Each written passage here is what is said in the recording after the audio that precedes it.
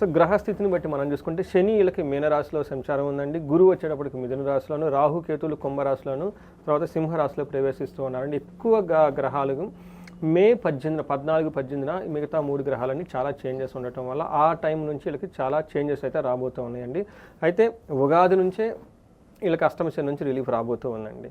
మనం లఘు గోచారం, సూక్ష్మ గోచారం ప్రకారం మనం చూసుకుంటే వీళ్ళకి గురువు వల్ల ఏమవుతుందంటేనండి కొంచెం ఇబ్బంది కలిగే అవకాశం ఎక్కువగా ఉంది. శని వీళ్ళకి ఏలినాటి శని నుంచి ఇబ్బంది ఉన్న కొన్ని విషయాల్లో ఇంతకుముందు పెట్టిన బాధలు కాకుండా కొన్ని విషయాల్లో సంతోషాన్ని, కొన్ని విషయాల్లో కొంచెం ఇబ్బందిని, కొన్ని విషయాల్లో సపోర్ట్ని, కొన్ని విషయాల్లో కొంచెం ఇబ్బందులు కలిగజేస్తాయి. అంటే ఇబ్బందులు వచ్చి పోతూ ఉంటాయి అనమాట. అయితే 9వ ఇంట్లో శని అంత ప్రభావాన్ని చూపించడండి.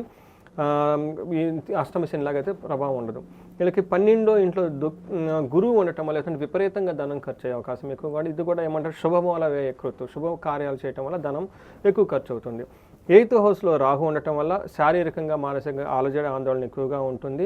ప్రాపర్టీకి సంబంధించిన విషయాల్లో ధనం ఫ్లోగా రాకుండా కటింగులు వచ్చే అవకాశం ఎక్కువగా ఉంటుంది. కేతు 2వ ఇంట్లో ఉండటం వల్ల అనమాట.